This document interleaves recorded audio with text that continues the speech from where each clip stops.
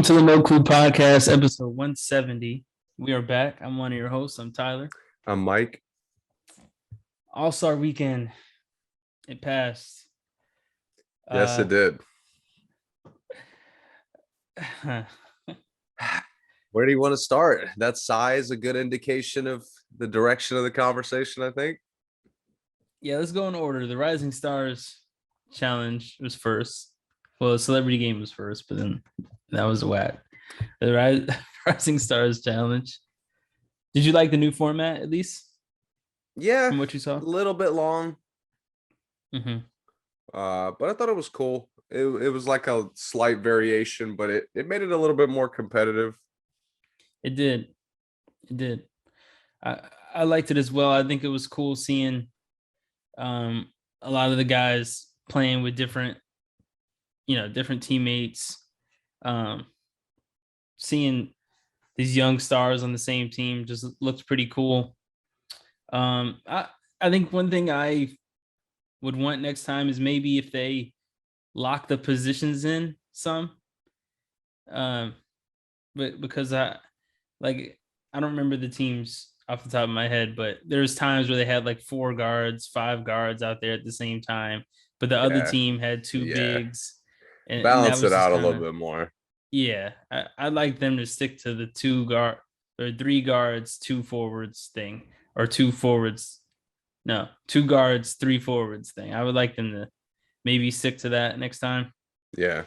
But other than that, it definitely did make it more competitive. I mean, you still got the highlights. I actually like the chemistry with a lot of the young guys.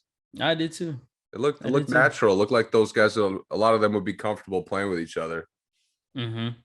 You know, that this with the young guys, there's not a lot of this entitlement that, when the young guys join a team that already had a star, right. They have to face that with the star thinks they're supposed to get a certain amount of shots. They get paid the most. So all these guys are same playing field in most ways, Yeah.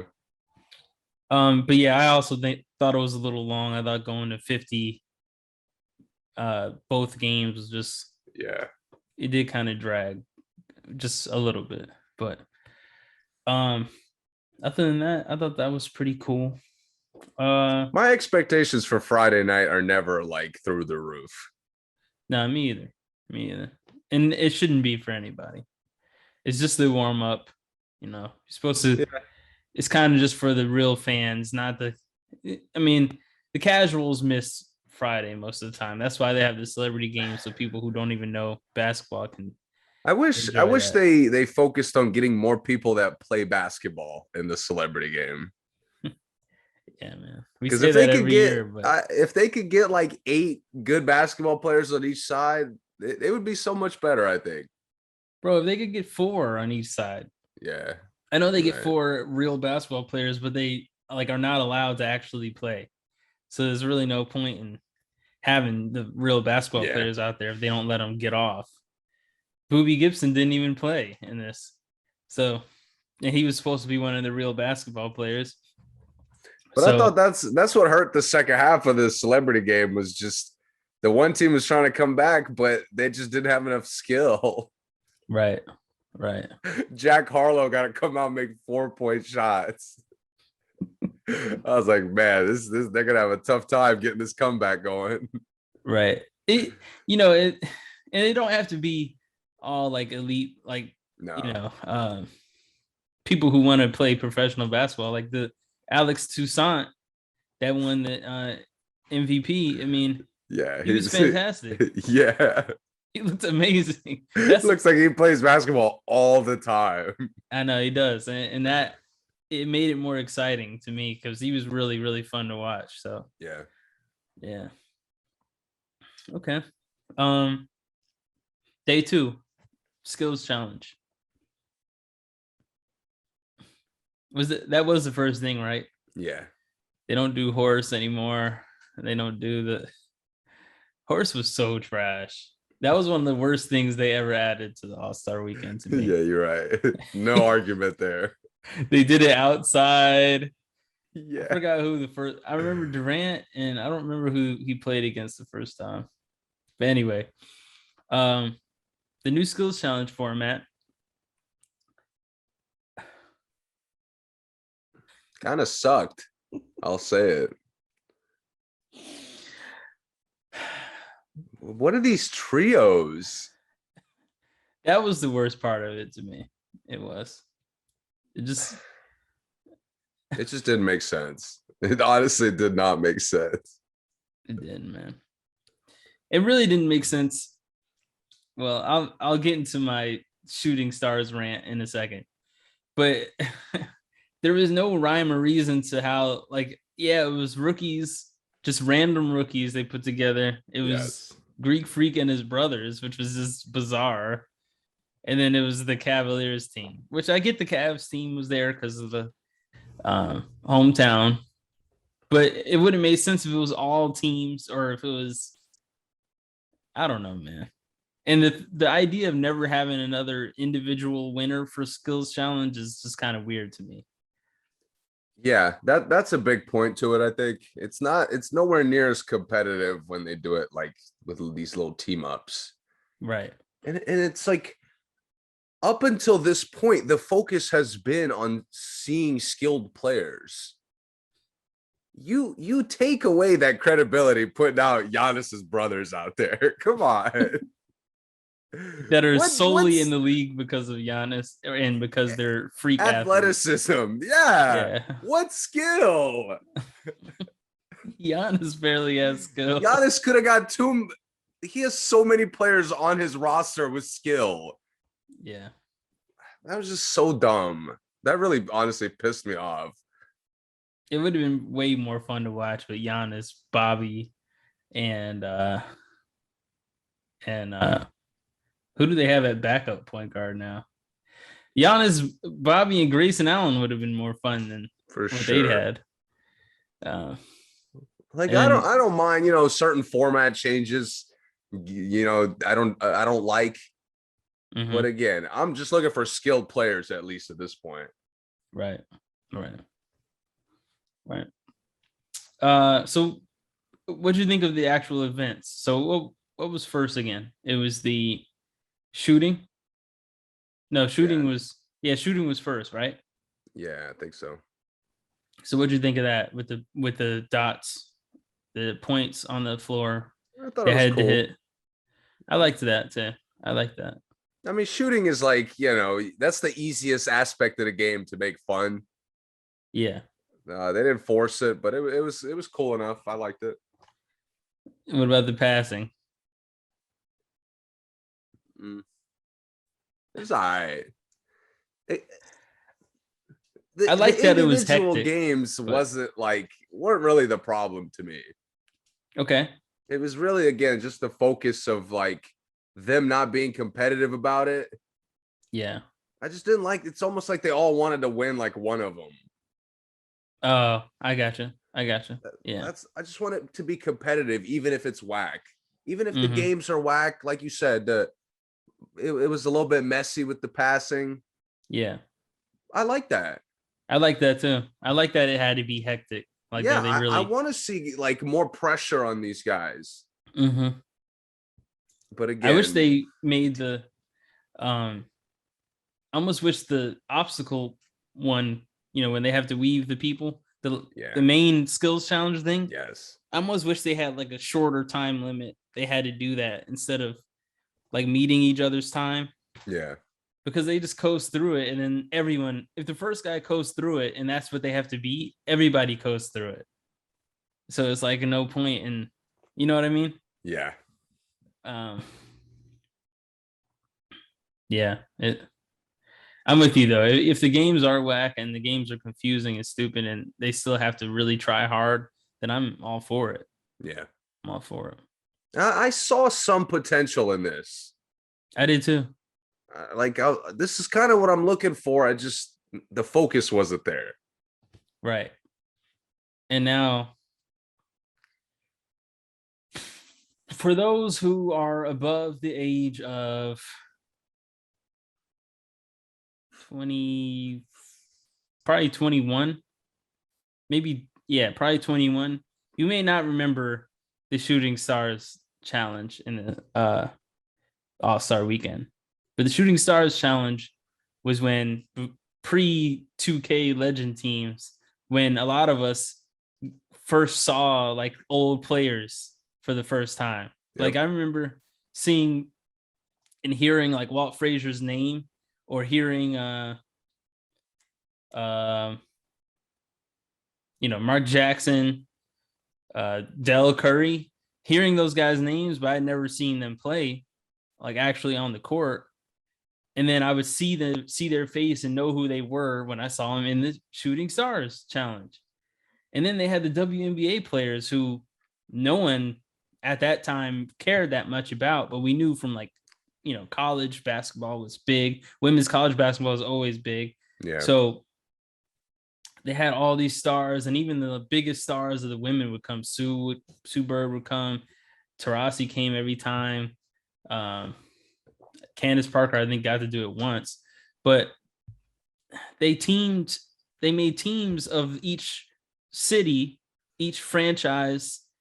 You'd have a current player, an old player, and a female player from that city's team, right? So you'd have like all Detroit players, all Chicago players, and they would do basically what the skills challenge was this time.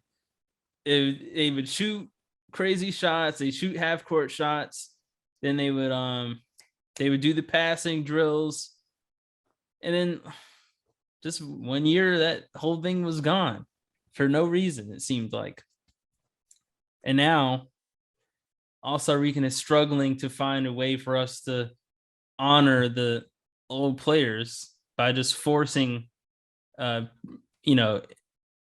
intermission on us of like this weird, almost cult-esque celebration to me.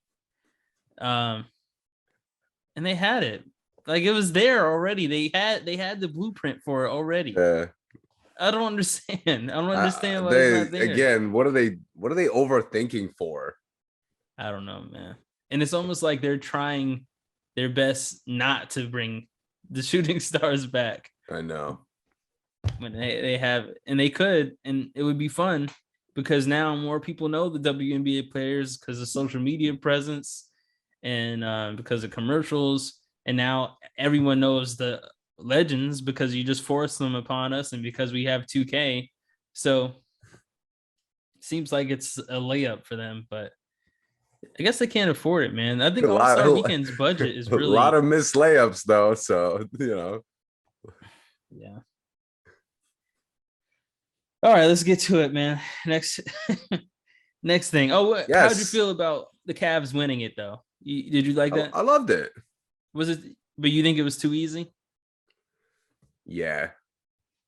And having to just shoot against Thanasis Antetokounmpo for the tiebreaker is just really trash. That's what I'm saying. That was trash. That's what I'm saying. Get Pat Connaughton on one leg out there, please. Yeah, man. Brook Lopez with his foot or back, whatever it is. Mm-hmm. Please, I guarantee you he would have put up a better fight. For sure. Okay.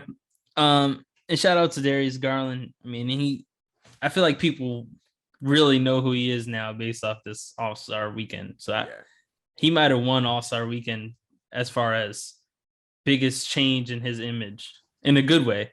Not that his image was bad, but uplifting, people more aware of who he is. And to me, out of everybody in the skills challenge, he's the first player that comes to mind when I think of like a highly skilled player. Yes.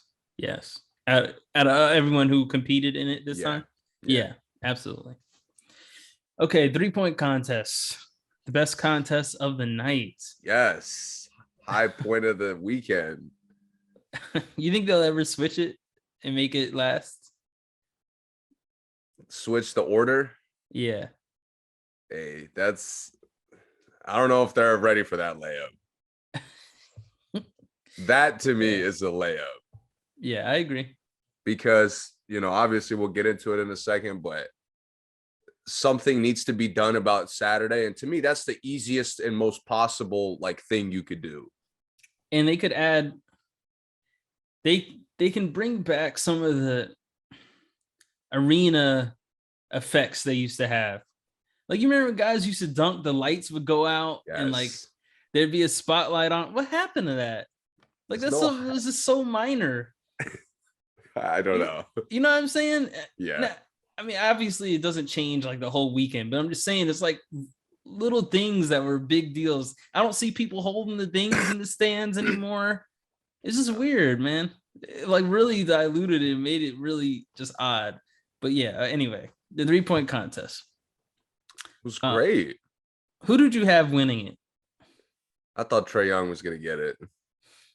Me too. I did too. I just thought he was playing so well coming in. Yeah. I thought this was, he was going to get buckets. Yeah. The little guys have a hard time, but Trey is someone I just don't think his arm ever gets tired of shooting threes. No. And then adding the range, the extra range, the balls, I thought that was going to be easy buckets. But so walk me through it. What else did you like about it? Again, the long distance shots are cool. Mm-hmm. The 3-point contest again is one. The formula is so simple. The game is so simple. They've only done minor things to it. Right. It works so well. To me, having like picking a money rack is a great difference to me. Yeah. It's just little things like that. And you saw it. It was competitive, as it always is. Guys step up, guys show out, some guys don't. It's always fun to watch to me. And to your point, what makes those little additions really good and why they help? Because all they add is strategy. Like, you shouldn't add more ways for unskilled people to win games, right? You shouldn't add more ways for people who don't have to practice to win games. You should add more ways that strategy plays into the game. That's just in all sorts of games. So now you add the money ball rack. Now guys have to be strategic about where they put it. Where do I shoot the best? Where do I want my hands to be? Where do I want to, put my feet and step into it? Now some guys pick what side they want their racks on. Some guys pick which corner they start out of. Like, adding all that stuff has just made it more competitive, because now it's more than just being able to shoot. Now it's thinking about how you win the game. And that's just been the genius move. Then you say, okay, well, how do I get my range?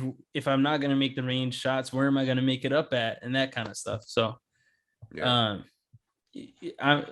totally on board with the small changes they've made to that, for sure. I will say this is probably one of the most shocking winners we've had. I'm not going to say ever, but in a while, I feel like. I would say that, yeah. I mean, credit to Towns, man. He heated the fuck up. He did. And it looked easy. It did. And he shoots like, I always could see him as like a contest shooter. Yeah. Just because of how quick his release is, how like it's a lot of arm. Yeah, low energy. Yeah. Doesn't use a lot of energy. Yeah. That's the key.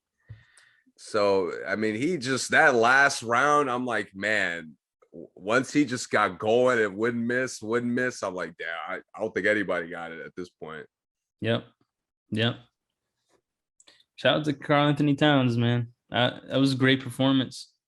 I like how he went in there to prove he was one of the greatest shooting big men. Like, I like how he said that and then went and did it. I thought it was really good. Really, really, really good job. Really good job. Okay. You got anything else on the 3-point contest? No. I think the winner should come back, mandatorily come back. Even if they don't come back to compete, maybe if they came back and just had to shoot out the winner of this year's. I'm okay, because maybe I'm a little more of a purist, but to me, there's so many great shooters to choose from in the league.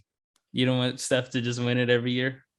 Yeah, because they always do a good job of putting guys, like a couple of guys that surprise me, but I know are good shooters. Yeah, because like I didn't think Conley would be in a finalist last year. Yeah. I thought that was cool. And Van Vliet, I didn't think Van Vliet had a chance in this, but I was still impressed that he did it in the first place. So Yeah. shout out to Jason Capono, man, because he was One a of the goats.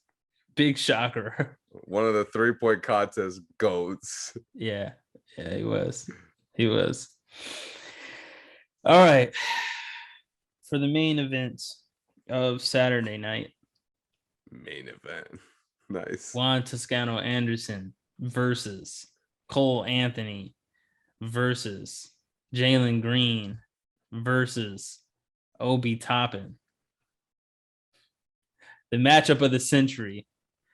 The dunk contest. Obviously, everyone knows. Shout out to Obi Toppin for winning, because what we're going to talk about for the rest of this conversation has nothing to do with him winning this. So yes, he was exempt from pretty much all the issues I had with the contest. Yeah, go ahead, you got it. The floor is yours. You know where I'm gonna start? Honestly, as soon as it ended, I was really happy at how trash it was. Because now, you know they have to now make it's changes. a flare, like it's a bright flare, a wake up call that this just throw in whoever's willing has to stop. It has to stop. It has to stop. Oh my God, that was honestly pathetic. The arena was dead. It was dead. I mean, there's clips of NBA legends walking out. Grabbed his coat. NBA legends walking out. Yeah. Some of the NBA legends, every time it showed them, they looked unhappy. Did you see the picture of Shaq like half asleep? Yeah. And he used to be like the hype man of this. I know. And honestly, they're sitting there. There's no hype. There's no energy. And the guys come out and just stink it up, honestly. Stunk it up. With the fucking misses, dude. Yeah. You know what it reminded me of? Your boy James White. You remember him? James Flight White? Yeah. Yeah, dude. He came in when it was first beginning to be like a thing of random guys getting thrown in there. Yeah. And there was so much hype because there was dunks of him doing crazy shit overseas. There's videos of him doing crazy shit. And he had just won the college one, I believe. Like the year before. Yeah. And he sucked. He couldn't finish any of his dunks. Right. But the problem is he tried really cool shit and didn't pull it off. Right. These guys didn't. And they sucked. Jalen Green just tried to get a regular windmill off the side of the backboard. Like, I think Iguodala did that in 2007. Aaron Gordon could do that in game now. Yeah, definitely could. Come on, Jalen. Like, I need a little bit more. Bro, there's people on Jalen's team. I think Kevin Porter Jr. can do that in game now.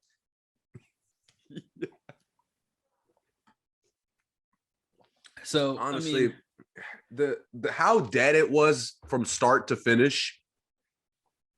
Yeah, it was just like you're sitting there watching, like, oh my God, like this is the part of the show that I'm turning off.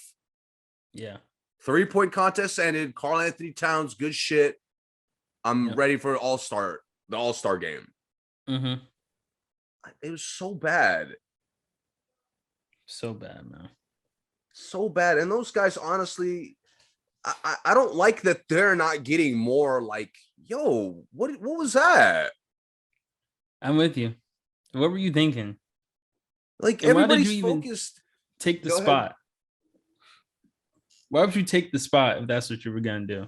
Thank you. It honestly, bro, there's no way these guys are getting offered these spots. Right. I'm getting more and more convinced that they're just like, oh shit, you got nobody else, I'll do it. Yeah. And you know, another thing is like there has to be some dunks that we go ahead and like remove from the like high. I'm not trying to sound like a hater, but like the windmill 360 can't be a 50 like forever. Like we can't keep doing that. And especially if you miss it 5 times. Like we've seen multiple people do it in game now to the point where it's like, Juan Toscano, you missed 2 of those. Bro, you can't get above a 40. You know what I mean? Like 100%. It has to be, we have to get past to the, like, there has to be a new threshold of a good score, especially after the misses, man. And I'll say what we kind of talked about off air. One problem with not having stars, and I mean this in a respectful way, when you have people in there nobody cares about, the gimmicks do nothing. Nothing. Bro, no one cares that you wore Tim's and you wore your dad's jersey, and no one cares about Greg Anthony. Like, let's just be honest. You're completely right, dude. Let's just keep it real. That shit bothered me too. I'm sitting there like, has the bar gotten this fucking low? We're bringing out just random dudes. Wow. Greg Anthony. Bad? Wow. Greg Anthony played in the league. Wow. Like, dude, like you said, your point is so obvious to me. Like, nobody wants to see the gimmicks. You gotta come out here and give us cool dunks. Exactly. And trying cool shit at least. But I guess what I say it's more to me about the players is because certain gimmicks, like obviously Dwight with the Superman was a gimmick, but it was great. It's the only reason he won that dunk contest. Sole reason. He could have did that dunk and didn't have the Superman outfit on, he wouldn't have won it. No way. You know? You're right. And Blake we care about it because, Blake over the car. If he just does that dunk, nobody gives a shit. Nobody cares. So, I mean, Oladipo coming out singing, that was great.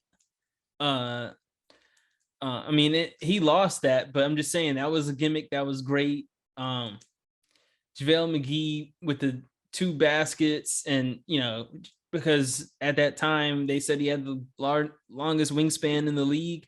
I mean, that was the dunk, but it was a gimmick dunk. You know what I mean? I'll give you another great one that didn't win. Gerald Green with the candle. That was fire. It's still me and you talk about it all the time. That's the most underrated dunk ever, probably. For sure. Because I still haven't seen anyone else do that. I'm still waiting. So, but yeah, man, certain gimmicks. I've seen guys with the shoes. You know, somebody signs their shoes or the Vince Carter jersey. Donovan with the Vince Carter jersey was cool because he went and did Vince's dunk, and Donovan had been dunking on people all year, and they compared him to Vince all this time. That was a good gimmick, but Donovan is a superstar.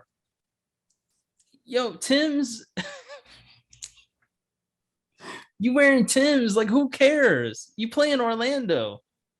He should have came out there in swimming trunks or something, or in a Mickey Mouse costume. It would have been better than him in Tim's. Yeah, I would have. I mean this with all my heart. If he had come out there in a Mickey Mouse costume and dunked, I would have gave it a 50 way before I gave him a 50 for doing anything in Tim's. He could do a regular dunk in a. That shit was lame, dude. I had a couple people disagree with me, but I'm sitting there like, no way, dude. He's not coming out here like flexing the New York thing. Bro, I didn't know he was even from New York. I'm gonna be honest with you. And New York is, you know, I love the Knicks, but it would have been better if he had wore the jersey and let Spike hand him the ball. That would have been better than Greg Anthony. Let me move on from him, but like, yo, man, to the Hispanic community, Latinx community, the Mexican community that listens to this podcast, bro, Juan Toscano, Anderson, that's not getting you a 50 because you got a Mexican jersey on. Like, it's not enough. Make a fucking dunk. Yeah, man. Focused just on that everything but showing out, dude. Yeah, just that alone. I understand you repped it. That's great. It was fantastic. I love the diversity in the NBA. But if you rep it, do something where if he had come out with a sombrero or something, like something more than just, yeah, this jersey is different colors. And I'm gonna do the same dunk everyone else has done. Honestly, he's like 10 years too late with doing something like that. I know, man. That would have been really crazy like 10, 15 years ago. I mean, 10, 15 years ago, somebody would have had a whole mariachi band come out there and stand in the paint and jumped over all of them. And then, it would have been something cool. Yeah. Something more than just, yo, my jersey's red, white, and green. Come on, man. And then last but not least. Probably the worst one, honestly. He didn't even explain what was going on. He just comes out with a chain with himself on an iPhone strapped to a chain, and then just gave it to the judges. What happened? What was happening? Dude, I couldn't tell you. At that point, I'm sitting there like, no way. Terrible. Oh, the dunk contest was so trash. It made me want to drink. Bro, there's no. I'm almost at the point where I don't even want like most rookies in the dunk contest anymore, because the rookies now are not like the rookies from before. Because we know rookies so well now, it's almost like I'm trying to think how to describe it. Back when there was like real mystique to the rookies in the dunk contest, like Kobe, no one had seen Kobe do the dunks that he did in the dunk contest. But like we've seen everything Jalen Green can do on YouTube and on TikTok. Like his whole dunk repertoire is on TikTok. And he couldn't even make those in the dunk contest. So it's bad, man. The Coinbase, shout out to Coinbase. I like Coinbase for investing, but a gimmick in the dunk contest? No. That's not the spot, dude. It's not it. It's not it.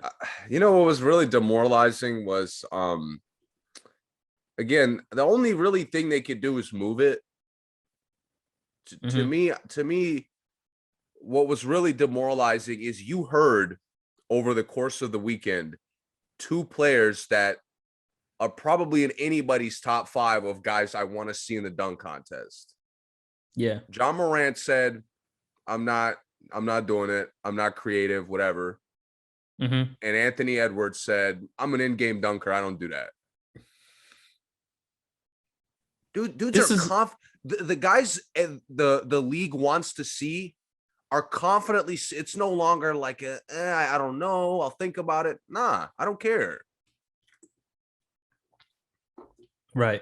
If the star players don't care about it, there's no way the league is fixing that. The NBA dug this hole for themselves. Yes. I'll tell you how it started. It started with letting people who can't dunk be judges in the dunk contest. That was number one.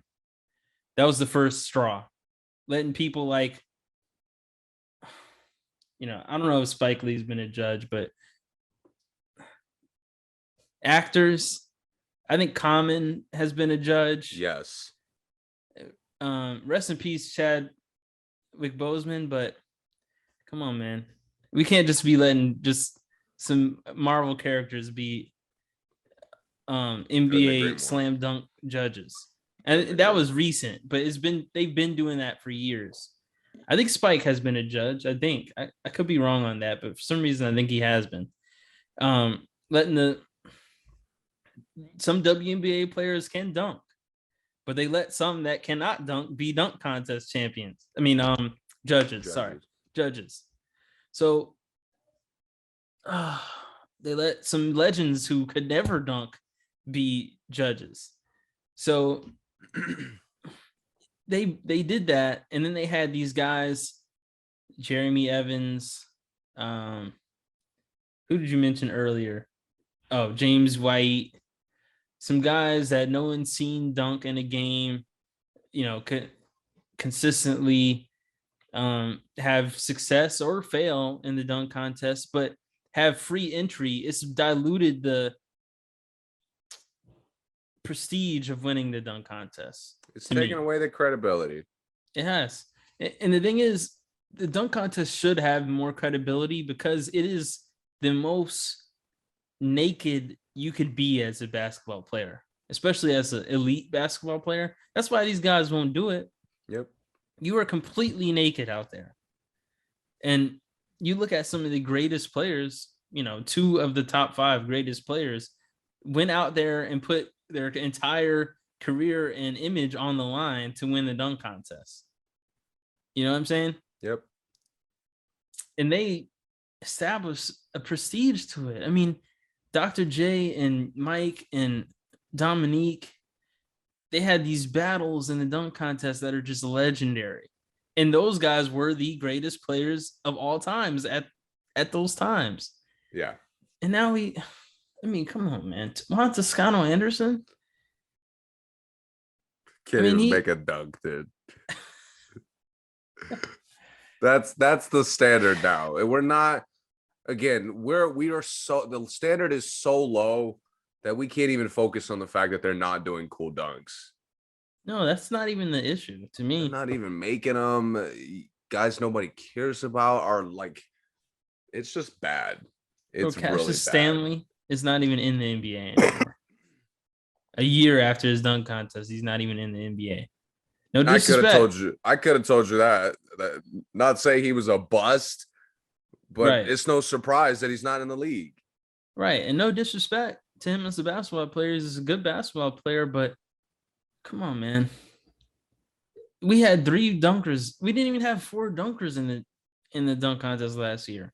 Again, if I'm an NBA fan and I see that Anthony Edwards doesn't want to do it, but Toscano Anderson's out there, I'm good. I'm gonna be honest with you. I'm good. They can't even get guys who have won it. Like, I would love to see Diallo back in there. I would absolutely. Terrence Ross could walk in there right now and show out. I'd love to see Terrence Ross in there again. No practice. I'd love to see DeRozan in there again. Levine could come off his bad knee and turn up. Bro, I would, if they wanted to do like a teams thing, I think the dunk contest with like a team battle would be cooler than what they've been doing in the last 2 years. I think so, yeah. It would be kind of lit if it was like a DeRozan and Levine team versus, I don't know, Gordon and Will Barton. Obviously, we want Levine and Gordon again. I just can't think of any other 2 like elite dunkers on the same team. Or Dennis Smith Jr. and Anthony Simons. That would be cool. That would be fun to watch. Yeah. But man. Anyway. And you know what killed it even more? What? Bro, did you catch them promoting like Steph and his wife's like dating show? Yeah. Was that during the dunk contest? I think so. That to me was like almost a slap in the face. It should be.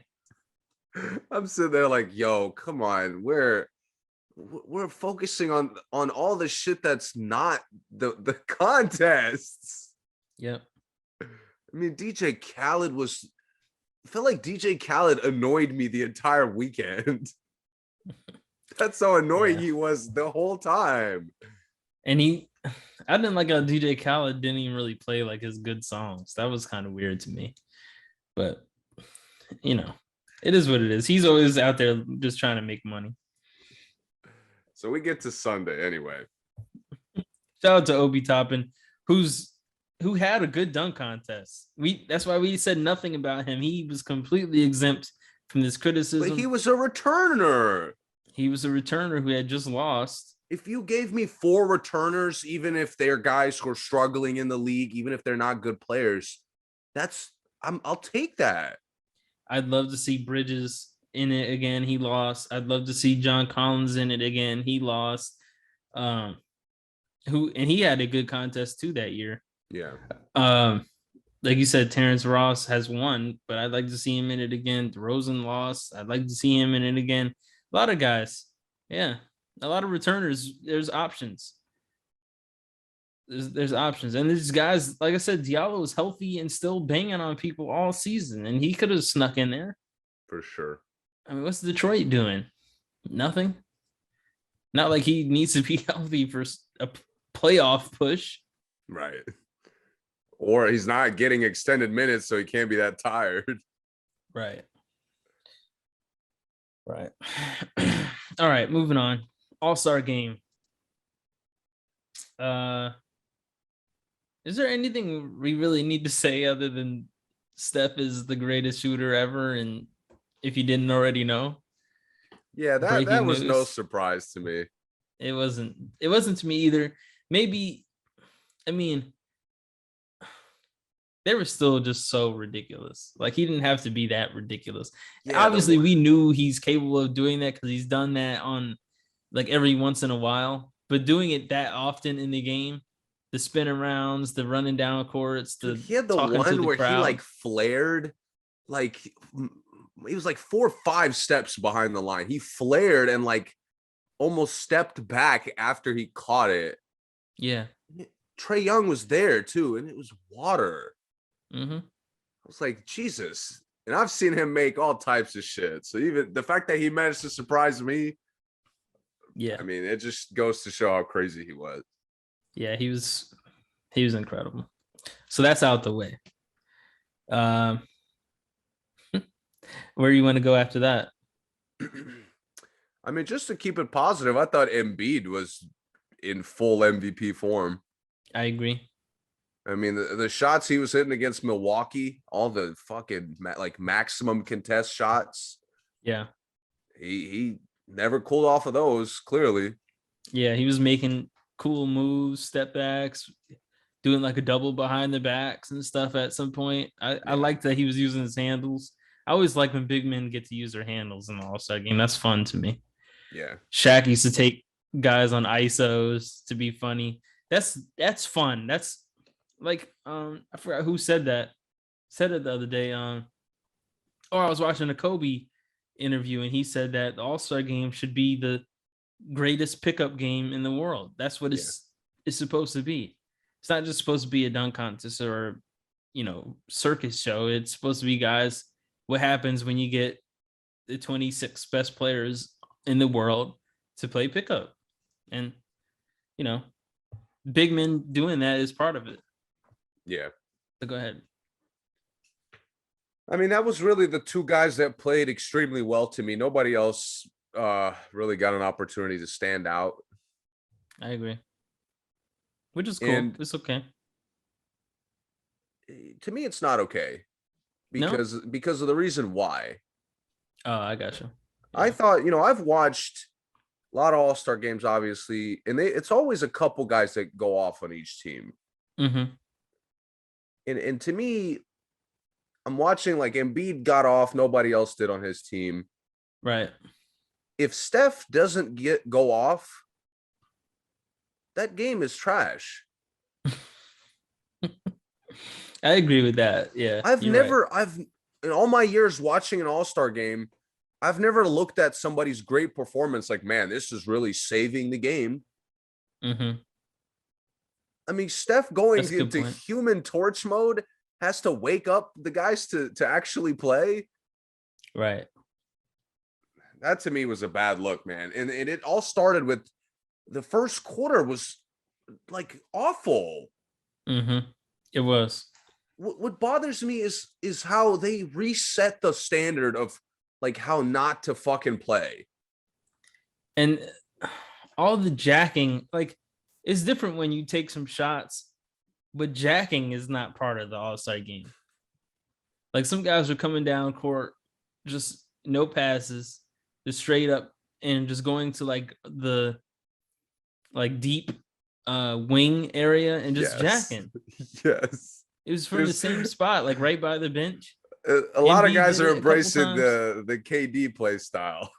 Yeah. That's how they looked. Exactly. It's not a good look.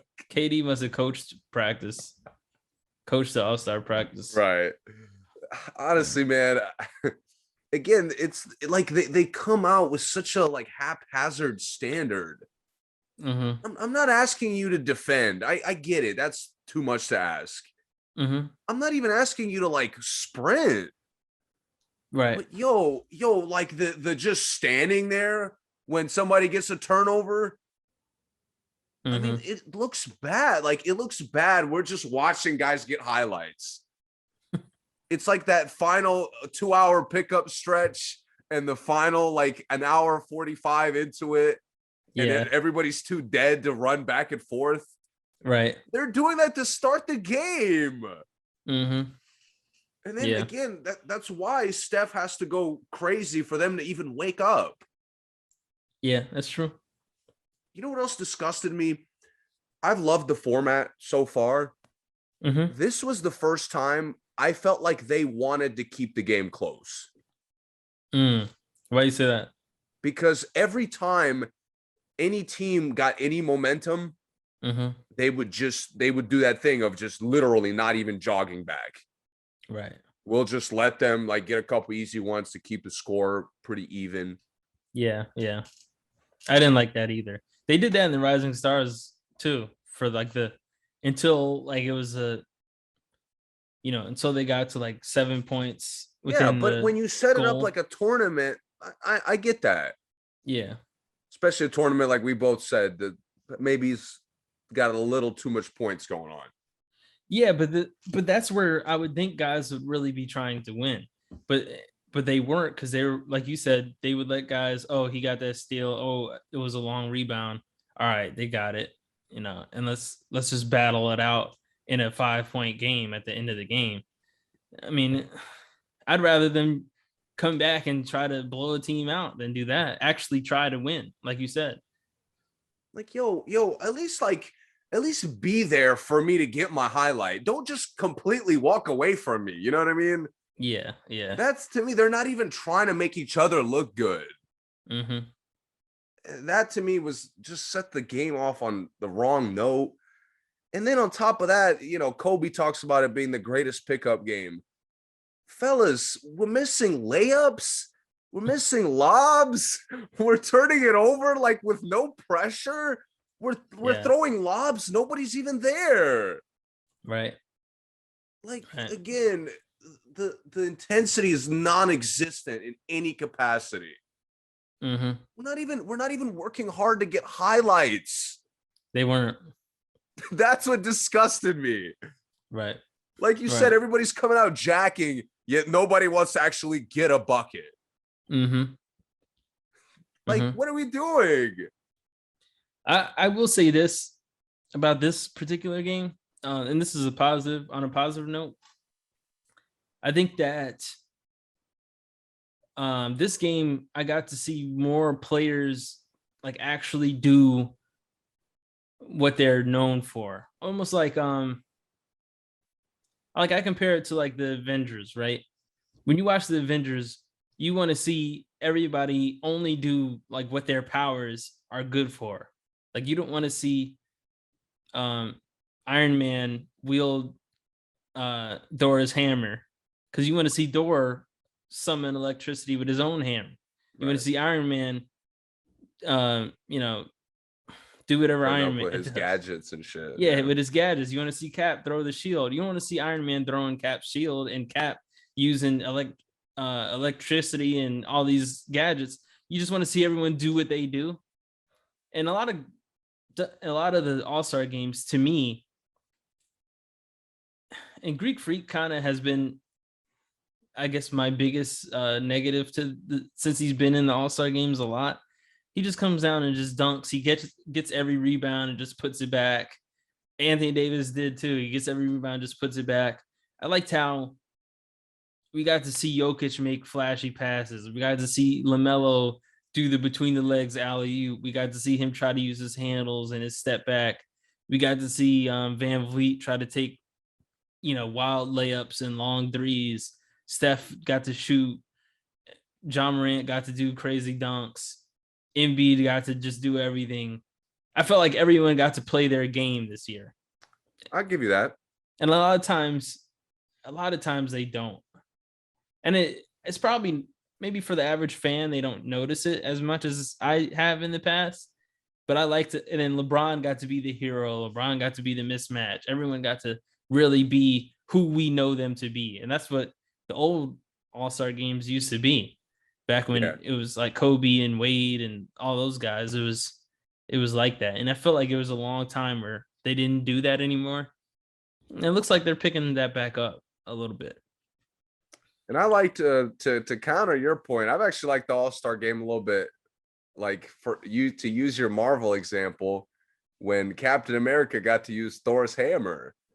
Mm-hmm. Seeing Luka get shots off of other people's ball movement. That's such a minor version of that, though. Was really nice. That's like I mean, no, because he's going out getting 49 on his own game, essentially. Yeah. Creating every shot for himself. Mm-hmm. Now somebody else is stepping in and getting him wide open shots. Yeah. I like that was too. Nice. I did like that. Yeah. I liked DeJounte Murray also being like an alley-oop threat to catch lobs instead of being the. That was really the only thing I liked from him because he didn't play very well. No, he didn't. But he looked cool catching dunks. It looks like there was sometimes he did. I was like, wait, who was that again? Oh, that was DeJounte Murray. Yeah. So I liked that too. And I liked Luka getting the shots. Luka was hilarious in the inside tracks. If anyone didn't get to hear or mic'd up, I don't know which one it was. In the mic'd up, definitely go on YouTube and look up Luka's mic'd up stuff. Those were hilarious. All hilarious. Another year, by the way, Jimmy Butler not caring about the All-Star game at all. He just shouldn't go. He should just take his name out of it. That's fine. I know. It's like, can we give a little effort? Especially if he's not voted by the fans. Who cares after that? Yeah. Yeah, if it's just the coach's vote, just say I'm not going. That's fine. But if the fans vote you in and you do that, that's completely whack. But I don't know. I feel like he could just give a little more effort, honestly. He could, but he makes it known. I was gonna say he doesn't give effort in the Miami games most of the time. Right. You're right. That's a good play. So yeah. What else about the All-Star game? I mean, the halftime was just ridiculously long. Yeah, it was. And I didn't know. Did you know they were gonna do that? No. I had no idea they were gonna have a whole ceremony. I had no idea. Dude, did we really need to intro the positions? That was corny to me. And it got worse as I'm like, dude, can we get some basketball experience? This is the forwards. Yeah, bro. It's all these people who have nothing to do with basketball, hyping up basketball players. This is an L. Yeah. Every one of them sucked. And I like Tiffany Haddish, but she sucked. Yeah, she did. They all sucked. You're right. It's one thing that's kind of tough is Cleveland doesn't have the longest, most amazing history in basketball. But they had enough that they could have done better than what they did. Yes. As far as Chicago, the rest of Chicago's ceremony was probably one of the best I can remember, with Common doing that intro that was fire. All the old Chicago guys being there, Pippen and Rodman and all those guys making appearances. That was great. But I thought Cleveland would where's Mark Price? Larry Nance? Brad Daugherty. Where are you guys? I Craig know. Elo. Ron Harper, they could have come and did something to represent. Like they had no Cleveland representation. Like LeBron was the the best Cleveland representation they had, which was just strange. And Machine Gun Kelly.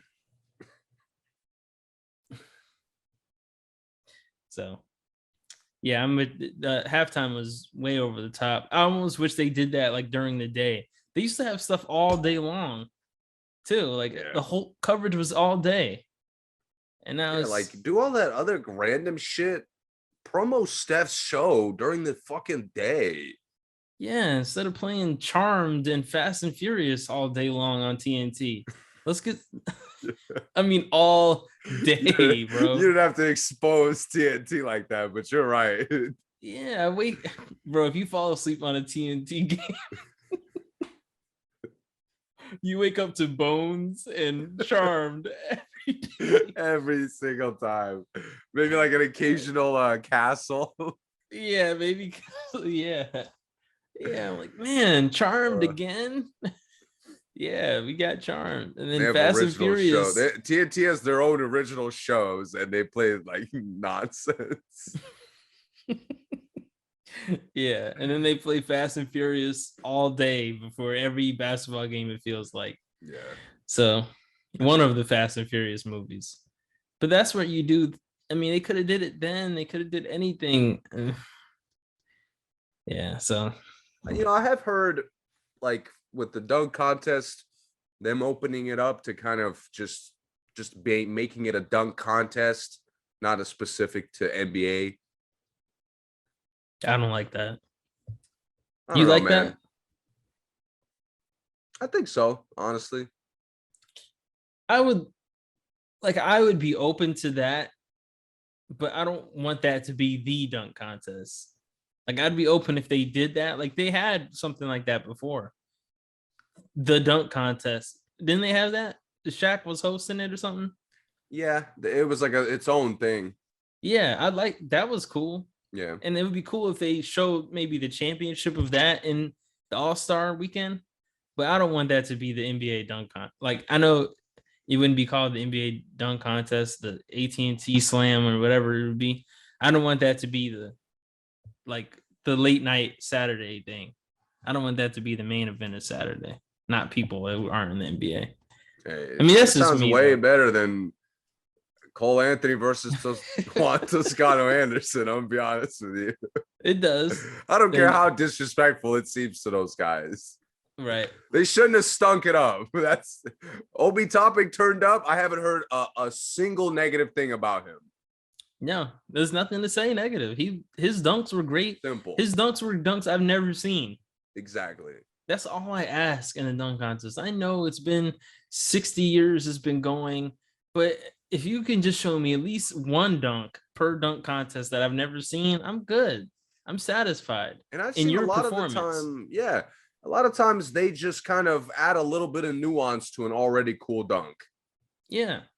So it doesn't take a crazy, you don't have to reinvent the wheel every time. No, you don't. You don't. Just add just something I haven't seen done to it. That's it. Yeah. Like all Obi Toppin did behind the back over somebody. I've seen people do behind the back a bunch of times, but he just did it over somebody this time, and it was fantastic. I haven't seen that, and that's looked practiced. Looked like he put in work too. Yeah, it did. It did, because he looked like he knew. Okay, I got to grab it from here. I got to step at this point. Those things. It was strategy. Like I said, you have to have some strategy to win these to make them interesting. Okay. That's everything, right? We covered it? Yeah. I mean, LeBron's game winner was cool. But LeBron played the absolute trash the whole game. I know. LeBron just looked sleepy. Some of the he just looked like he was just... Bro, first reverse layup, you don't use the backboard. You obviously shoot it over the rim. Like, what are you doing? Yeah. Yeah. And LeBron, whole game he's bricking, and his bricks are like disgusting. They were getting worse every time. Since Wade, LeBron does not care about how he makes anybody else look in the All-Star games anymore. Not at all. LeBron doesn't throw good passes to anybody, no good lobs. He doesn't no outlet passes. None of that. No. None of that anymore. Forget about that. Yeah. He's just out there getting and the his format, the format is built for him to like bullshit his way through it and then play for real and look like the hero. Yeah. Yeah. Because I remember he made the 1-3 in the fourth, and like the energy like picked up all of a sudden. Yeah. Why do these guys wait for LeBron to start playing for real to like really get into the game? I don't know. It's Embiid was eating all night and nobody gave a fuck. Right. Yeah. Even and Steph, they didn't stop Steph until he was about to break the record, which Yeah. they should have let him beat. It's Anthony Davis's BS record that he got just from doing putbacks the whole game. Yeah. That made me so mad that year. Just because they were in New Orleans, Anthony Davis can just do putbacks and win MVP. You know what pissed me off was they didn't work hard to deny Steph. They just fouled him a little bit more. Yeah. Like, and then doubled him. Yeah, like he's getting blatantly hacked on the shots. They're not letting him land. I'm like, dude. And to me, if you double a little, if you double in the All-Star game, we should just go get layups. Like they were doubling and like they didn't want to expose the double. Like just if they're doubling, bro, and LeBron is wide open, just go get a layup, go get a dunk. If that's what they want to do, we should just be playing harder straight up. Yeah. But they were like doubling and Steph would kick it out the double and they grab it and like wait for the defense to stop to like recover and get back and man up. Yeah. That was whack to me.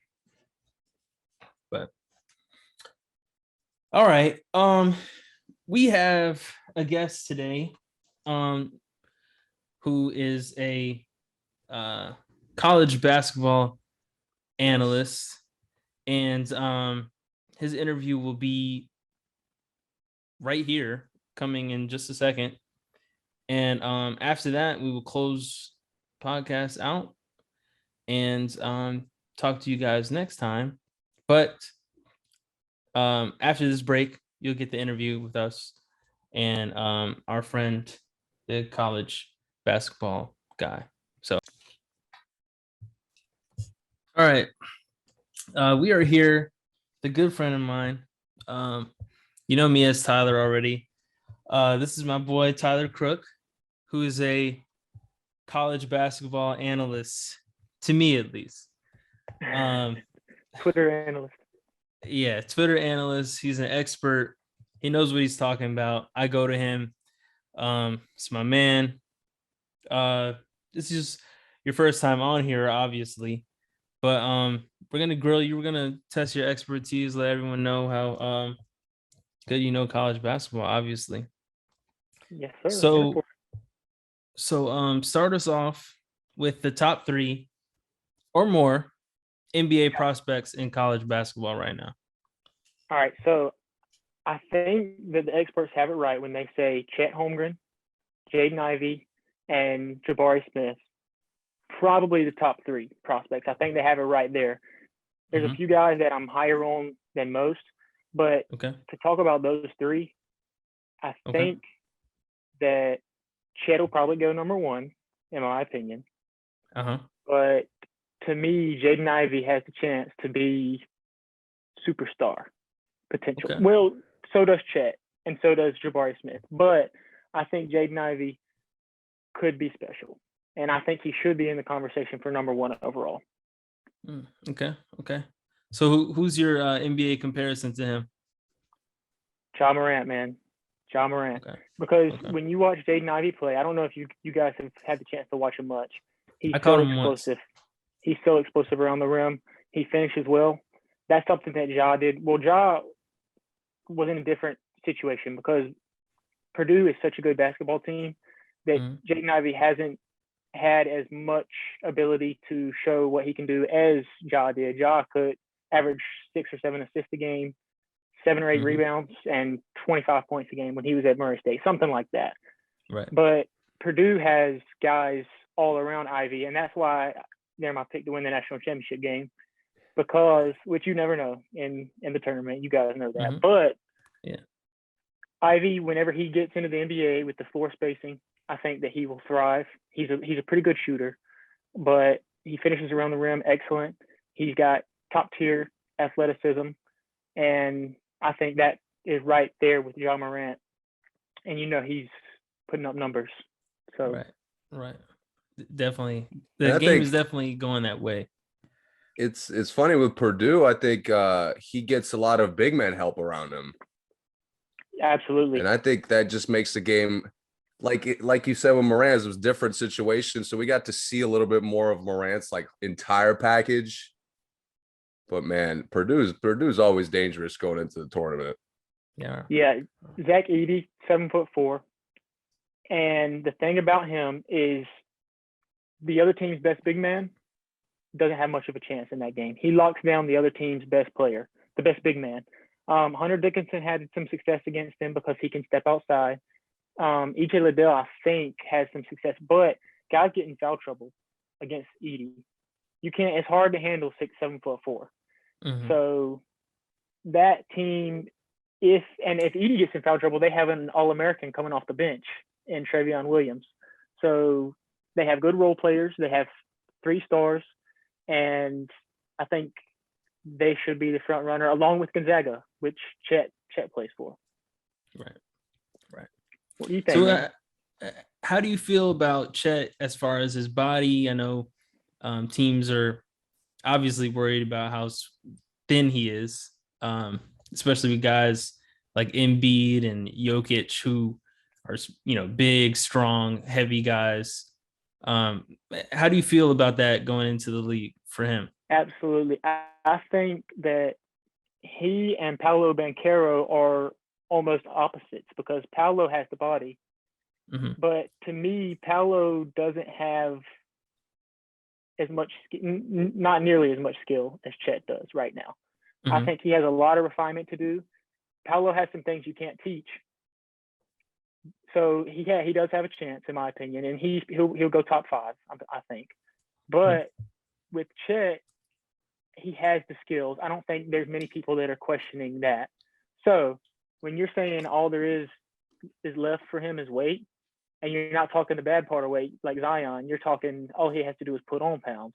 I think that it's a fairly safe bet that he can do that as he starts to fill out, gets older. He may not be an instant impact guy, but then again, he might be in 20, 25 minutes a game in a good matchup, because like you say, if you're going against Nikola Jokic for 40 minutes or 35 minutes, he's going to get some fouls. He's going to have a huge mismatch. I don't think he can guard him right now, but then again, who can guard him? So I think Chet has a very good chance to be a great player. You know what it is? I've seen Chet significantly more than all the other guys you named, and his IQ is crazy. That's what separates him to me is he sees the floor so well, executes their sets so well.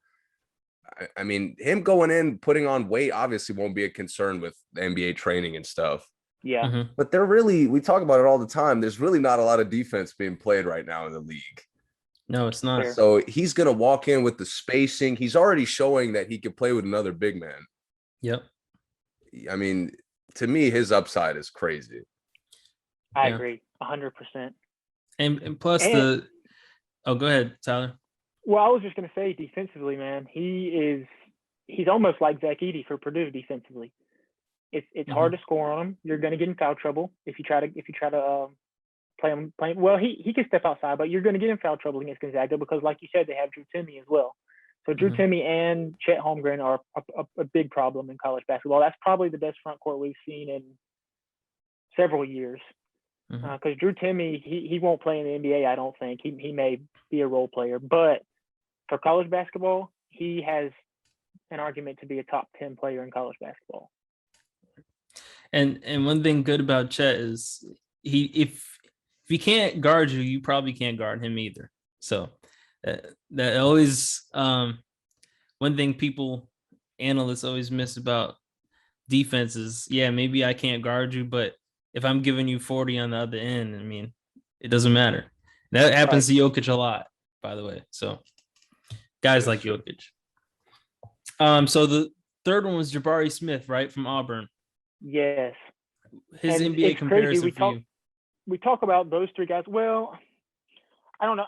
I thought about that earlier today, and the thing about him is that right now he's a good defender, and he at Auburn we just talk about the three best teams in the nation: Auburn, Purdue, and Gonzaga. So at Auburn, he's got Walker Kessler with him. Right. He's got really a great supporting cast. So he just like Jaden Ivey hasn't been given the chance to show everything that he can do. Jabari Smith, I don't know. I mean, I thought the first thing that came to mind was like DeAndre Hunter, but I think he has much more offensive upside than Hunter. You know, so if you think about all-star level guys, I don't know. I feel like, you know, when you think of Chet, you think of Porzingis first off the bat. Right. But for Jabari, I can't think of somebody other than DeAndre Hunter, but he's so much more gifted on the offensive end and has much more potential than Hunter. Gotcha. And I think Hunter surprised. He was coming in known as more of a limited offensive guy, and he surprised a lot of NBA like scouts and teams just with his perimeter game coming right in. Yes. Is he having a good year this year? Injuries, as usual. Yeah, just injuries. Because I haven't heard much from him. That's why I assumed that he had kind of underperformed. Yeah, it's tough not getting consistent minutes. Yeah, it's tough. And I think the Hawks moved Reddish, I think, because they are confident in how he's been playing, but he just hasn't been there every night. So yeah, it is tough. Mike, you got to follow up? Or you want to move on? I'm curious.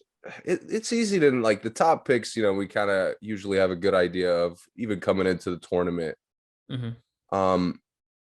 I want to hear a guy or two that are under the radar. Perfect. Okay, like I was waiting the on mid to late first round picks. Okay, so I'm thinking more second round, back end of the first round, and one guy that I really like is Wake Forest, Alondes Williams. I think he's the best player in the ACC. His translation to the NBA, I'm not quite sure on, but he played at Oklahoma for 3 years, came over to Wake Forest. Steve Forbes at Wake Forest has done an excellent job. They should make the NCAA tournament. They're definitely worthy. But Alondes Williams, he has everything. He can play defense. He has a pretty good three-point shot. I have to look up his three-point percentage, but by watching him, when you watch Alondes Williams play, you see no weaknesses. He averages 5 assists a game, 7 rebounds, 21 points, and he's playing against good competition too. And he has his whole career, and so he's really blossomed with Wake Forest. I think he will go early second round, hopefully. And it's just about fit with those guys. You know that as soon as it starts getting late first round, it's about team fit. It's about opportunity. So Alondes Williams. What would be a team you'd like to see him on in the NBA? Well, the first thing I think about when I think about late first round, second round guys is just winning basketball teams, number one. So for Alondes Williams, I like to put him on a team that has elite scoring. So obviously you think about Golden State with Clay and stuff. Alondes is a guard, so he would have to come off the bench. But they have scores off the bench too. I don't know, is Jordan Poole starting or? He's coming off the bench still. Yeah, so you could put him beside Jordan Poole. I really would like him with the Hawks. Honestly, they have Huerter beside Trae Young, but I think he could play a great complementary role beside an elite scoring point guard. So something like that. Okay. Yeah. You got more? And well, I have one other guy. Okay. And I don't even, most people have not heard of this guy, but he plays for Toledo. Okay. And his name is Ryan Rollins. And he just broke into ESPN's top 100 today in their recent mock draft update. They haven't expanded mock draft on down, but if he decides to go to turn pro, I think Ryan Rollins is an extremely high upside play in the second round. because he's 6'5", he's lanky. What position? Shooting guard. Shooting guard. Okay. And Toledo, man, I think that they can make noise, and I hope he stays for one more year because they have no seniors on that team, and they're first place in the MAC. They're going to make the tournament. Well, they probably have to win the conference tournament because they play in the MAC. So hopefully they do win the conference tournament. And if they do, you guys can check out Ryan Rollins. He's averaging like 19, 5-5 this year. But the thing I like so much about him is he scores at all three levels. His three-point shot, I think he's like 34% from three-point range. But he's lanky. He has defensive projectability, and he can score at all three levels, and he's still young, you know? So seeing him break in today, I was like, yes, finally, he's ranked top 100. But guys like that, especially from smaller schools, often go undrafted, have to have a prove it deal in the G League or something like that. That's a tough road. Yeah, absolutely. There's so many great players in college basketball. It is. Basketball in general. Yeah. Okay. That's my two. I do like Julian Champagny from St. John's. He'll go second round. Trevor Keels is projected back into the first round, and he's been shooting the ball really well lately. If he can become a three-point shooter with that body, I think that he has a real chance too. Okay, cool. So off players real quick, let's go to conferences. Okay. Which conference tournaments are you really looking forward to? Which ones are you think are probably going to be the most competitive, best to watch? So for me, what I try to do around conference tournament time, because I'm all into the NCAA tournament, March Madness, I try to watch teams that I haven't had the chance to watch as much. I haven't watched Gonzaga very much. I'd like to watch them. Tonight they have a big game where they're only 10-point favorites. Normally they're 35-point favorites, playing at 11 p.m. Eastern. We've talked about their schedule before. Yeah. So I like to check out guys that I haven't been able to see much. I want to watch the Mountain West Conference. That's the under the radar. They will have at least two teams in the NCAA tournament, maybe three. Okay. Boise State will definitely be in. And I think Colorado State will be in no matter what. So that conference is extremely competitive. They have, honestly, I think they have 7 or 8 teams that would be competitive in the ACC this year. So that one's the off the radar one I'm excited about. But the Big East will be a good tournament. They have a lot of teams on the bubble. St. John's, Xavier might have played their way into the bubble. A lot of momentum lately for Xavier. I love their team. Yeah. So yeah, it's the conference tournament time is second best time of the college basketball year behind the tournament. So I'm looking forward to that. I hate that the ACC is down. I don't know if you guys have watched much ACC basketball, but it's hard to. Wanting to say the least. Yeah. Yeah. So, I mean, it's sad that Wake Forest is probably the second best team in the ACC, I think. And you know I like North Carolina, Tyler. So yeah. North Carolina down bad right now. Tough. Down bad. Way down. Yeah. Okay, Mike, you got follow up anything? As far as conferences, no. I mean, again, we haven't been keeping up as much as normal this year, but as far as teams go, and we can kind of go one by one. A team I'm really, again, coming back to momentum, has been playing really well, and normally that plays a lot of factor going into the tournament. Texas Tech. Yeah. I mentioned this to you last year. You remember the guy from Oral Roberts? Kevin O'Banner. O'Banner had no clue he transferred there. Yeah. No, I didn't either. I'm watching the Baylor game the other week, and he's like a night and day different player from first to second half. I'm like, dude, I had no idea this guy came here. And I just watched over the weekend. They beat Texas. Didn't play that well, but executed down the stretch, figured it out. They're a team with a lot of experience. They've been in the tournament, had some success. I like them moving forward. It's funny that Chris Beard left. You know, he left and goes to Texas. Had a great situation at Texas Tech.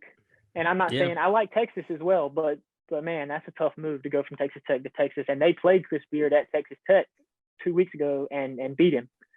Right. So, yeah, I like Texas Tech. They have a great defense. They always do. Yeah, they've been very inside out too. Yeah. Terrence Shannon, they've been banged up. So the thing about them is they have not played their best basketball yet, and that's the team you're looking for as the NCAA tournament comes. Because a team like Baylor, maybe, they played their best basketball in December, right? I think. So as it gets towards March, you start looking at those teams. Okay, who's winning? Who's healthy? Things like that. And Texas Tech is definitely a team that could make some noise, I think. Gotcha. The SEC too, man. The SEC may be the best conference in basketball this year. I mean, the Big Ten is normally gets that nod, but the SEC with Auburn, who's up there, top contender. Kentucky has a really, really good team, and it's all going to depend on Ty Washington, who's projected to go top 10 in the NBA draft. It's all going to depend on what Ty Washington we get down the stretch. Right. You know, we've seen two different guys this year with him. He had 17 assists when their starting point guard was out in a game, which when I saw that, I said, okay, this guy really might be something special because he doesn't have elite athleticism, but he's like Chet, how you mentioned, Mike. Chet has such a high IQ and such good skills and sees the floor well. That's what Ty Washington does. So he's their X factor, you know, for the tournament. Kentucky could make some noise. And that plays such a huge factor in especially the close tournament games. Does. Absolutely. Yeah, and senior leadership, which he's a freshman, but like you say, I mean, when you have a freshman playing like a junior or a senior, that's huge. Yeah. Okay. I don't know if I have any more questions for you, man. You killing it. You answered them so thorough. I didn't have anything else to add. You got anything else, Mike? No, man. I'm just curious to see how the conference tournaments play out.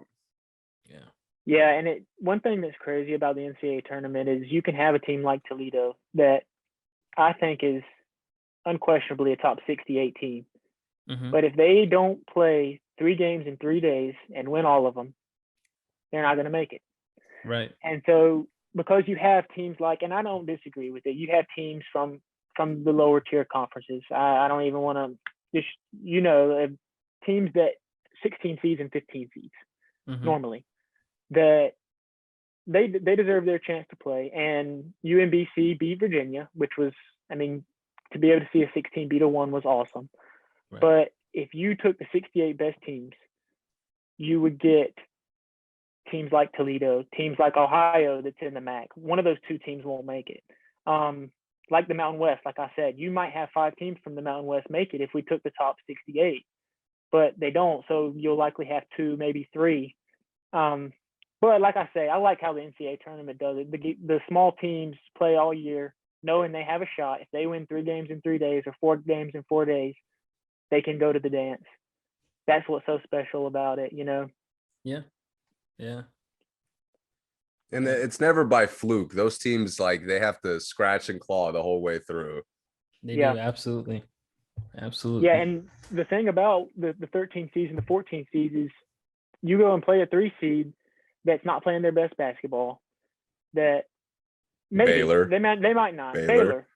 They might not be playing their best basketball, and a 14 seed has just won 10 games in a row. They won 3 games in a row in the conference tournament.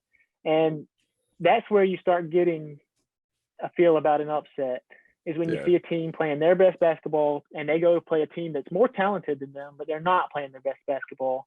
And, you know, in Division I basketball, you guys know that basically anyone can beat anyone. Division I basketball players are really good. So, the thing, Oral Roberts last year, like you mentioned, Max A. Smith and Kevin O'Banner, I really like 2 dynamic guys like that, a dynamic guard and a dynamic big. Yes. And that's why I love Colorado State. I think they have a really good chance. They're going to be in the tournament no matter what, even if they don't win their conference tournament. They have a first-team he might not be first-team All-American, but he would be an All-American, David Roddy. Big man, matchup problem, matchup nightmare. and they have a guard, Isaiah Stevens, that's quick, gives guys problems. Their supporting cast isn't great around those two, but neither was Oral Roberts. You just have to have guys that hit timely shots, hit open shots, play defense. Mm-hmm. So I saw it with Juzang of UCLA. Mm-hmm. Yeah. Yep. It got hot, man. Yeah. All right, man. That's all we got for you. But thanks for coming. We're definitely going to have you on again when the tournament starts. After these conference tournaments, we got to have you on again, break down your bracket and everything. Mike, you good? Yeah, man. Appreciate the insight. Thanks for coming on. Absolutely, man. Appreciate you having me. We'll definitely talk brackets.